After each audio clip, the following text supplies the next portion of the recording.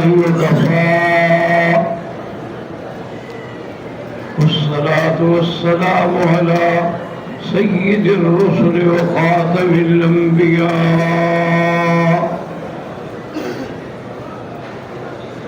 سيدنا محمد المصطفى وعلى آله المجتبى وأصحابه النجبى اللهم صل على سيدنا محمد النبي الأمي الهاشمي وعلى آله وأصحابه نجوم الهدى أما بعد فقد قال الله تبارك وتعالى في القرآن المجيد والفرقان الحميد أعوذ بالله من الشيطان الرجيم بسم الله الرحمن الرحيم الخبيثات للخبيثين والخبيثون للخبيثات والطيبات للطيبين والطيبون للطيبات لهم مغفرة ورزق كريم قال النبي صلى الله عليه وسلم فضل عائشة على النساء كفضل الثريد على سائر الطعام رواه البخاري رحمة الله عليه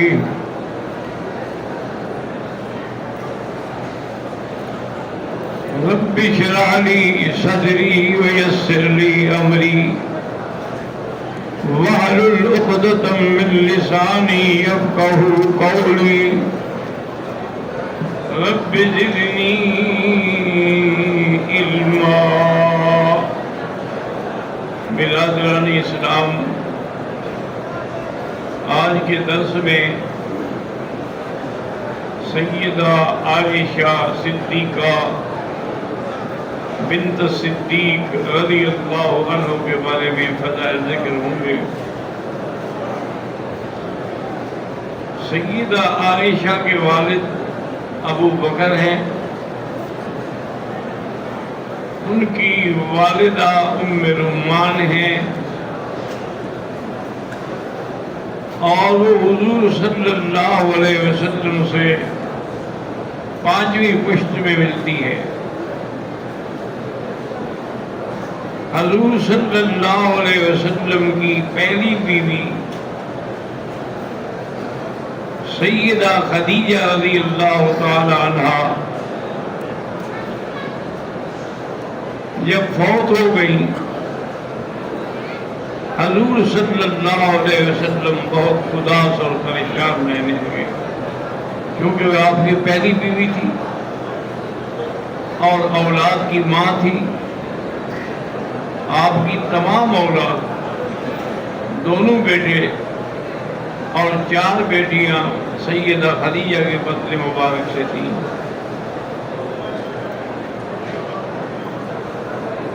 حضور صلی اللہ علیہ وسلم کو پریشان دیکھ کر خولہ بنت حکیم حضور کی خدمت میں آئی اور کہا یا رسول اللہ آپ پریشان ہیں، اداس ہیں، دوسری شادی کر لیتا کہ آپ کے لیے کچھ گھر میں بات چیت کا سہارا تو ہو، اور اگر آپ اجازت دیں تو میں ابو بکر رضی اللہ تعالیٰ عنہ سے رشتے کے لیے کہوں۔ حضور نے فرمایا بھی ان کی بیٹی تو بہت چھوٹی عمر کی ہے۔ میں حضور میں یہ تو نہیں کہتی نا کہ آج آپ کر لے آئیں، بات تو ہو جائے، نکاح تو ہو جائے۔ حضور نے کہا ٹھیک ہے پھر بات کرو۔ سیدنا ابو بکر کی خدمت میں آئی خولہ بنت حکیم. انہوں نے حضور کی یہ خواہش کا اظہار کیا. انہوں نے کہا میرے لیے اس سے بڑی سعادت کیا ہوگی کہ میری بیٹی جو ہے وہ حضور کے گھر میں ہو. میں تو ہمیشہ یہی کہتا ہوں کہ دنیا میں 3 چیزیں مجھے محبوب ہیں: النظر الی وجہ رسول اللہ، کہ حضور کا چہرہ مبارک ہو اور میں دیکھتا رہوں، والبنت فی خدمت رسول اللہ، میری بیٹی ہو حضور کے گھر میں ہو، حضور کی خدمت کرے، وانفاق مالی علی ید رسول اللہ فی سبیل اللہ، اور مال اللہ کے راستے میں حضور کے ہاتھوں سے لٹاتا رہوں. مجھے تو یہ چیزیں پہلے محبوب ہیں. بہرحال حضور صلی اللہ علیہ وسلم کا نکاح ہوا، اور جب نکاح ہوا تو بی بی عائشہ کی عمر 6 سال. یہ ہجرت سے پہلے کی بات ہے. ہجرت کے بعد حضور صلی اللہ علیہ وسلم مدینہ منورہ تشریف لے آئے.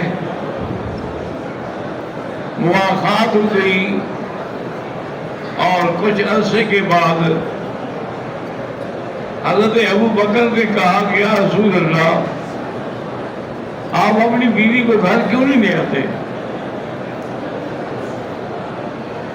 آپ نے کہا بھی اس کو گھر لانے کے لیے مجھے حق المہر کی ضرورت ہے، میرے پاس حق المہر کے پیسے نہیں ہیں.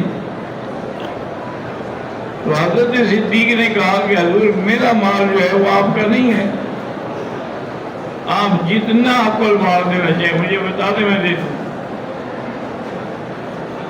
حضور صلی اللہ علیہ وسلم نے بتایا، اور حضرت ابو بکر نے اللہ کے حضور کو دے دیا.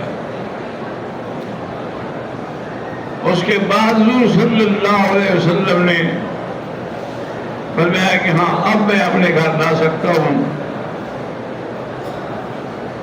بیوی صاحبہ کہتی ہے کہ میں اس وقت کھیل رہی تھی، کیونکہ 9 سال تو عمر تھی.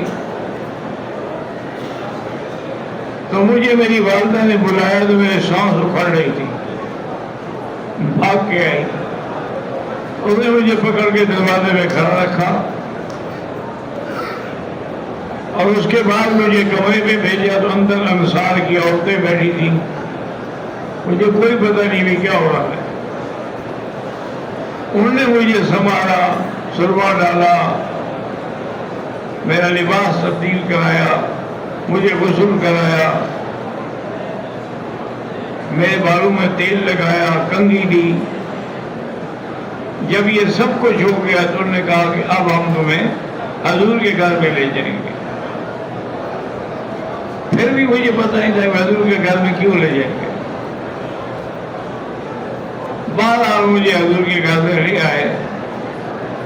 حضور صلی اللہ علیہ وسلم نے بڑی خوش اخلاقی سے میرا استقبال کیا، اور میں بھی حضور کا چہرہ دیکھ کر بالکل دیوانی ہو گئی کہ ہر وقت میں دیکھتی رہتی تھی حضور صلی اللہ علیہ وسلم کے چہرے مبارک. اب اسی طرح سیدہ عائشہ رضی اللہ تعالی عنہ کے فضائل میں ہے کہ ایک دفعہ حضور سفر پہ گئے تو آپ کی یہ عادت مبارک تھی کہ آپ کوڑا ڈالتے تھے بیویوں میں. جس بیوی کا کوڑا نکلتا سفر کے لیے اس کو ساتھ لے جاتے. حالانکہ اللہ نے آپ کو اجازت دی تھی کہ آپ پر کوڑے کی کوئی پابندی نہیں، جس بیوی کو چاہے لے جائیں، لیکن اس کے باوجود بھی حضور عدل کرتے. بیوی فرماتی ہے کہ سفر ہوتا رہا. اتفاق کی بات یہ ہے کہ اونٹ سے اترتے ہوئے اللہ جانے یا میرے پیر جانے، اور میرا ہاتھ جو تھا نا میرے گلے میں وہ ٹوٹ گیا. میں نے کوشش کی تلاش کرنے کی، لیکن مجھے نہیں ملا. میں حضور کے خیمے میں آ گئی اور حضور کو بھی بتایا کہ اس طرح میرا ہار گم ہو گیا ہے اور وہ میرا مانگا ہوا ہار ہے، میرا نہیں ہے۔ آپ نے صحابہ کو حکم دیا بھی تلاش کرو، اور حضور پاک میرے گھٹنے پہ سر رکھ کے سو گئے اور حضور کو فوراً نیند آ گئی۔ اب سارے صحابہ پریشان ہیں کہ پانی ہے نہیں، صبح کی نماز کا وقت ہو رہا ہے، اب نماز کیسے پڑھیں گے؟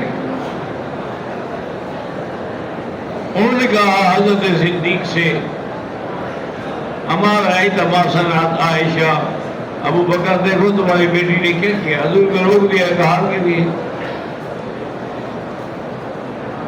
اب نماز کا کیا ہوگا؟ سیدنا صدیق رضی اللہ تعالی عنہ کو بھی غصہ آ گیا،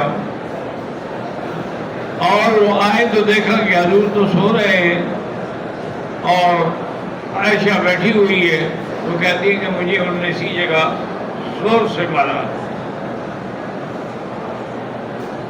مجھے بڑی تکلیف ہوئی، لیکن میں نے ہلنا نہیں گوارا کیا کہ حضور کی نیند میں فرق نہ آ جائے۔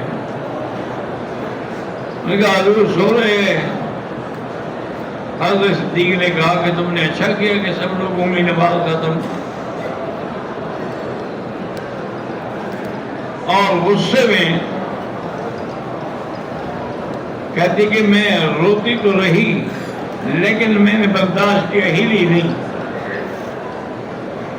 میرے آنکھوں گیلے ہوئے بھی اٹھ بیٹھے۔ اب ہمیں کیا بات ہے؟ میں نے کہا ایسے وہ کر رہے تھے۔ اس سے علماء نے مسئلہ نکالا ہے کہ شادی کے بعد بھی والد اپنی بیٹی کو سمجھا سکتے ہیں اور مارنے کی ضرورت ہو تو مار بھی سکتے ہیں۔ ابھی یہ باتیں ہو رہی تھی کہ اللہ نے قرآن مبارک نازل کیا، إِن لَّمْ تَجِدُوا مَاءً فَتَيَمَّمُوا صَعِيدًا طَيِّبًا، کہ میرے نبی اگر پانی نہ ہو تو آپ کی امت کے لیے میں نے رعایت کی ہے کہ وہ زمین پہ ہاتھ مار کے پہلے ایک دفعہ چہرے پہ اور دوسری دفعہ بازو پر تیمم کر لیں اور نماز پڑھیں، چاہے وہ بے وضو ہوں، چاہے انہیں غسل جنابت کی ضرورت ہو، ان کے لیے یہ تیمم کافی ہے۔ جب یہ آیت نازل ہوئی تو سارے صحابہ دوڑ کے آئے اور حضرت ابو بکر کو مبارکباد دینے لگے کہ ما ہی بأول برکتکم یا آل ابو بکر، ابو بکر تمہارے گھرانے کی یہ کوئی پہلی برکت نہیں ہے، کئی برکتیں ہیں، اور آج ہم تیری بیٹی کے بارے میں جو کہہ رہے تھے ہم ابھی جاتے ہیں، اس کی وجہ سے تو پوری امت قیامت تک چھوٹ گئی کہ اللہ نے حکم دے دیا کہ تیمم کرو۔ تو اس لیے سیدہ عائشہ رضی اللہ عنہا فرماتی ہیں کہ پھر جب تیار ہوئے ہم، اونٹ کو اٹھایا گیا تو ہاتھ اونٹ کے نیچے پڑا ہوا تھا، اور یہاں سے مسئلہ بھی سمجھ آیا کہ اگر انبیاء عالم الغیب ہوتے تو ان کو پتہ نہ ہوتا کہ ہاتھ نیچے پڑا ہوا ہے، اگر صحابہ عالم الغیب ہوتے تو ڈھونڈ نہ لیتے کہ فلاں جگہ ہاتھ پڑا ہوا ہے۔ اس لیے ہمیشہ یاد رکھیں کہ علم غیب خاصہ خدا ہے اور اللہ کے سوا کوئی عالم الغیب نہیں ہے۔ آپ سارا قرآن پڑھیں، تمام احادیث کا مطالعہ کریں، علم میں غیب، علم مضاف غیب مضاف اللہ کے سوا کسی کے لیے نہیں۔ انباء غیب ہے، اخبار غیب ہے، اظہار غیب ہے، لیکن علم غیب نہیں ہے۔ قُل لَا يَعْلَمُ مَنْ فِي السَّمَاوَاتِ وَالْأَرْضِ إِلَّا اللَّهُ وَمَا يَشْعُرُونَ أَيَّانَ يُبْعَثُونَ، اللہ کے سوا کوئی نہیں جانتا۔ تو اس سے عقیدہ بھی ٹھیک ہوا اور پوری امت کو قیامت تک کے لیے راحت بھی مل گئی کہ کئی ایسے موقع ہوتے ہیں، آدمی جیسے مینا میں، عرفات میں، مزدلفہ میں پھنسا ہوا ہوتا ہے، پانی نہیں ہے، اب تو خیر اللہ حکومت کو جزائے خیر دے، کہ انہوں نے اتنے اچھا انتظام کر دیا ہے. عرفات میں حالانکہ صرف ایک دن رہنا ہے، لیکن تمام جگہ پر ہر کیمپ کے اندر باقاعدہ مردانہ زنانہ وضو خانے بھی بنا دیے گئے، وضو کرنے کی جگہ بھی بنا دی گئی. اسی طرح مزدلفہ میں ایک رات ہوتی ہے، اس کے لیے بھی بڑے بڑے حمام بنا دیے گئے. تو اب تو تکلیف نہیں ہوتی، لیکن پہلے اگر پانی نہ ہو تو پھر بڑا مسئلہ ہو جاتا. اس لیے سب نے حضرت ابوبکر صدیق کو مبارک دی. آپ سفر سے واپس آ گئے. دوسرے عرصے میں آپ نے ارادہ کیا، ایک جگہ ہے نجد کے علاقے میں، مریسی بنو مستلق والوں کا قبضہ ہے، اس پہ تیاری ہوئی. حضور پاک نے پھر قرآن ڈالا. اب اللہ کی شان یہ ہے کہ پورا میرے نام نکلا. تو حضور مجھے لے کے سفر پہ چلے. تو سب کو پتہ تھا کہ وہ جگہ ایسی ہے کہ جگہ بڑی قیمتی ہے، لیکن وہاں جو لوگ ہیں وہ اتنے بہادر نہیں ہیں کہ مقابلہ کریں گے. اس لیے منافقین بھی ساتھ چل پڑے، عبداللہ ابن ابی اور اس کی جماعت بھی ساری ساتھ چل پڑی. اب وہاں گئے، وہ تو ان کو دیکھتے ہی بھاگ گئے، لہذا وہ جگہ تو ویسے بغیر لڑائی کے قبضے میں آ گئی. حضور صلی اللہ علیہ وسلم 2 دن آپ نے وہیں قیام فرمایا، اور تیسرے دن حضور نے فرمایا کہ اب صبح چلیں گے. آپ کی روانگی ہمیشہ صبح کو ہوتی تھی، شام کو آرام کیا جاتا تھا. بی بی عائشہ فرماتی ہے کہ میں اس قافلے کے کیمپ سے جگہ سے بہت دور پہاڑوں میں چلی گئی تاکہ میں اپنی حاجت پوری کر سکوں. وہ میں نے حاجت پوری کی، واپس آئی. جب اپنے کیمپ میں پہنچی میں نے دیکھا تو گھر میں ہار ہی نہیں ہے. اس کا مطلب ہے کہ ہار ٹوٹ گیا. میں نے پھر ڈھونڈنا شروع کر دیا. میں ہار ڈھونڈتی رہی. بی بی عائشہ اصل میں بالکل خفیف اور دبلی پتلی لڑکی تھی، اور عمر کیا تھی 10-11 سال. تو وہ آ کے بیٹھ جاتی تھی اپنے ہودج میں، اور اونٹ والا اونٹ کو اٹھا لیتا تھا اور قافلہ چل پڑتا تھا. اب جب صبح ہوئی، میں ابھی ڈھونڈ رہی ہوں، واپس نہیں آئی. قافلہ چل پڑا. انہوں نے سمجھا بی بی ہودج میں موجود ہے، ہودج کو رکھا اونٹ پہ اور چل پڑے. بی بی عائشہ فرماتی ہے کہ میں جب واپس اپنے مقام پہ پہنچی، مجھے ایک تو ہار ہی نہ ملا، اور دوسرا یہ ہے کہ قافلہ نکل گیا. اب میں کیا کروں؟ میں نے سوچا کہ اگر میں پیچھے دوڑوں تو اس ریتیلے علاقے میں کتنا میں دوڑوں گی. نتیجہ یہ نکلے گا کہ میں یہ جگہ بھی بھول جاؤں گی.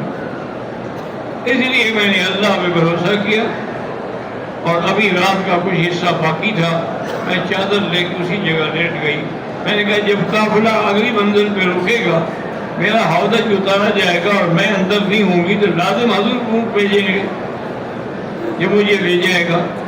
میں اگر چل پڑی تو نقصان ہو جائے گا. صفوان ابن معطل السلمی ایک صحابی تھے حضور کے. ان کی حضور نے ڈیوٹی لگائی تھی کہ تم ہمارے قافلے چلنے کے 3-4 گھنٹے بعد میں چلا کرو، تاکہ اگر اس جگہ پر کسی دوست کا کوئی سامان، کوئی چیز، کوئی کپڑا، کوئی اگر رہ گیا ہو تو وہ لے کے پھر تم آ جایا کرو. صفوان ابن معطل السلمی فرماتے ہیں کہ میں آیا، دیکھا کہ ایک آدمی چادر اوڑھ کے سویا ہوا ہے. اللہ عالم یہ کون ہے؟ اس نے میری آواز سنی تو چہرے سے چادر ہٹائی. میں نے دیکھا یہ تو عائشہ ہے. میں نے عائشہ کو بچپن میں پردے سے پہلے بھی دیکھا ہوا تھا. تو میرے منہ سے یہ نکلا انا للہ وانا الیہ راجعون، اللہم اجرنی فی مصیبتی واخلف علی کل غائبۃ لی منک بخیر. بی بی نے بھی آواز سن لی. میں نے اونٹ ساتھ بٹھایا. بی بی سمجھ گئی کہ صفوان کہتا ہے تاکہ میں اونٹ میں بیٹھ جاؤں. تو میں ہودج میں بیٹھ گئی. وہ آگے چل پڑا. کہتی ایسے واللہ ہے ایسا آدمی میں نے نہیں دیکھا. اکیلی عورت ہو، جوان ہو، خوبصورت ہو، آئے اور بات بھی نہ کرے، اور صرف کلمہ انا للہ و انا الیہ راجعون پڑھا اور کچھ نہیں کہا اور چل پڑا۔ اب جب ہم اپنی منزل میں پہنچے جہاں حضور صلی اللہ علیہ وسلم ٹھہرے ہوئے تھے، حضور صلی اللہ علیہ وسلم کے کیمپ میں چلی گئی۔ میں نے کہا ایسے میں نے حال کی تلاش میں غفلت کی، ڈھونڈتی رہی اور آپ کا قافلہ چل پڑا۔ حضور پاک خاموش ہو گئے، لیکن منافقین کو موقع مل گیا، کیونکہ عبداللہ ابن ابی اور اس کی جماعت بھی تو ساتھ تھی نا۔ انہوں نے کہا یہ کیسے ہو سکتا ہے، بتائے کہ نوجوان ہو، ایک جوان لڑکی ہو، اکیلے ہوں، کوئی دیکھنے والا بھی نہ ہو، کیسے عائشہ پاک رہ سکتی ہے؟ عائشہ اللہ نے میں گناہ کیا ہے۔ حضور تک یہ بات پہنچی، حضور نے قافلے کو چلانے کا حکم دے دیا، چل پڑے۔ میرے ساتھ کوئی بات نہیں اور نہ مجھے پتا۔ جب ہم اپنے گھر پہنچ گئے، ان کے شور سے بعض مسلمان بھی شریک ہو گئے۔ بعض مسلمان جو تھے منافق نہیں تھے، لیکن پروپیگنڈے کے چکر میں آ گئے۔ ان میں ایک حضرت حسان بن ثابت تھے جو شاعر رسول اللہ تھے، حمنہ بنت جہش تھی، مصطح تھا، اور بھی کچھ لوگ تھے جو اس چکر میں آئے۔ مجھے کوئی پتہ نہیں، صرف مجھے اتنا محسوس تھا کہ حضور کی توجہ نہیں رہی۔ آتے تھے گھر میں لیکن میری طرف کوئی توجہ نہیں فرماتے۔ آخر میں نے ایک دن عرض کیا کہ حضور میں ماں باپ کے گھر چلی جاؤں، حضور میں چلی جاؤں۔ پہلے ایسے کبھی نہیں ہوتا تھا کہ میں اجازت مانگوں اور اجازت مل جائے۔ حضور سوال کر کیوں جاتی ہو، کیا بات ہے، وجہ کیا ہے، میں چھوڑاؤں گا۔ ادھر کہا کہ اچھا چلی جاؤ۔ میں حیران ہو گئی کہ حضور نے بدلا بدلا چہرہ، بدلا بدلا روح کیوں ہے۔ میں گھر آئی، آ کے بیٹھ گئی۔ اس کے بعد مجھے اپنے انسانی ضرورت قضا کے لیے باہر جانا تھا، تو مصطح جو تھی وہ میرے ساتھ تھی۔ راستے میں جا رہے تھے کہ کپڑا اس کے پاؤں میں الجھا، تو اس نے کہا کہ تائس مصطح، اللہ مصطح کو برباد کر گیا۔ میں نے کہا کیا کہہ رہی ہو، وہ تو شخص صحابی ہے، بدری ہے، جن کے بارے میں اللہ نے فرما دیا ہے کہ اعملوا ما شئتم، تم اس کو گالیاں دے رہی ہو، ہلاکت کی بد دعا کر رہی ہو۔ انہوں نے کہا عائشہ تمہارے جیسا بیوقوف بھی کوئی، تمہیں پتہ نہیں کہ کیا واقعہ کیا ہے؟ میں نے کہا نہیں مجھے تو کوئی پتہ نہیں۔ اور کہ یہ واقعہ ہے، اس طرح تہمت لگائی گئی اور میرا بیٹا بھی ان کے ساتھ مل گیا۔ اب میں بد دعا نہ کروں تو کیا کروں؟ بی بی عائشہ فرماتی ہے کہ اس وقت پھر وہ مجھ پر ایسا لرزہ طاری ہو گیا اور میری جو خواہش تھی وہ بھی ختم ہو گئی۔ واپس میں گھر آئی، آ کے اپنے گھر میں لیٹی۔ میری والدہ نے گھر کے تمام کپڑے میرے اوپر ڈال دیے، لیکن میں کانپ رہی تھی، میری سردی نہیں ختم ہو رہی۔ جب مجھے کچھ بخار اترا تو میں نے اماں سے کہا کہ یہ مصطح کو بد دعا کر رہی تھی، کیا بات کیا ہے؟ انہوں نے کہا تمہیں تو پتہ نہیں ہے نا کہ تم پر تہمت لگی ہے کہ بھئی صفوان بھی اکیلا تھا، یہ بھی اکیلی تھی، جنگل تھا، ان نے سبھی اب عائشہ پاک نہیں تھی، اس لیے حضور بھی نہیں آتے ہیں۔ اگر آتے ہیں تو دور سے کھڑے ہو کے پوچھ لیتے کیف فتیق، اس کا کیا حال ہے۔ بھائی اس کے بعد بس میرے پاس کیا تھا پھانسی والوں نے کے، میں روتی رہی۔ ایک دن میری والدہ بیٹھی رو رہی ہے اور میرے ابا بھی بیٹھے ہوئے رو رہے ہیں اور قرآن پڑھ رہے ہیں۔ حضور پاک تشریف لے آئے اور آ کر میرے قریب بیٹھ گئے اور مجھ سے کہا کہ عائشہ ان کنتی اذنبتی بذنب فتوبی، اگر تم نے واقعی گناہ کیا ہے تو توبہ کرو، اللہ بخشنے والے، اور اگر تم نے گناہ نہیں کیا ہے تو اللہ تمہاری صفائی میں کوئی نہ کوئی حکم نازل فرمائیں گے. بیوی فرماتی ہے میں حیران ہو گئی. میں نے والد سے کہا کہ آپ جواب دیں. انہوں نے کہا میں کیا جواب دوں؟ والدہ سے کہا جواب دو حضور کو. انہوں نے کہا ہم کیسے اپنی بیٹی کی صفائی پیش کریں؟ میں حیران پریشان. میں نے کہا کہ یا رسول اللہ آج کل حالت یہ ہو گئی ہے اگر میں نے کہا کہ میں نے برائی کی ہے تو آپ مان لیں گے، اور میں نے کہا کہ میں نے برائی نہیں کی ہے تو کوئی بھی نہیں مانے گا. میرا وہی حال ہے جو حضرت یوسف کے ابا نے کہا تھا فصبر جمیل واللہ المستعان علی ما تصفون. میں بھی وہی کہتی ہوں. بی بی کہتی ہے مجھے صدمے کی وجہ سے یوسف کے ابے کا نام ہی بھول گیا ہے آپ کو. میں نے کہا ابو یوسف، یوسف کے ابا نے جو کہا تھا میں بھی وہی کہہ رہی ہوں. یہ کہہ کے میں پھر کپڑا لے کے لیٹ گئی. تھوڑی دیر گزری، ابھی حضور ہمارے گھر سے جانے کی تیاری کر رہے تھے کہ آپ کے چہرے پر اثرات ہوئے جس سے ہم سمجھ گئے کہ وحی اتر رہی ہے. حضور بیٹھ گئے، وحی اترتی، آپ نے اوپر کپڑا لے لیا. وہ کہتے کہ میرے ابا ایسے کانپ رہے تھے کہ خدا جانے کیا فیصلہ ہوگا.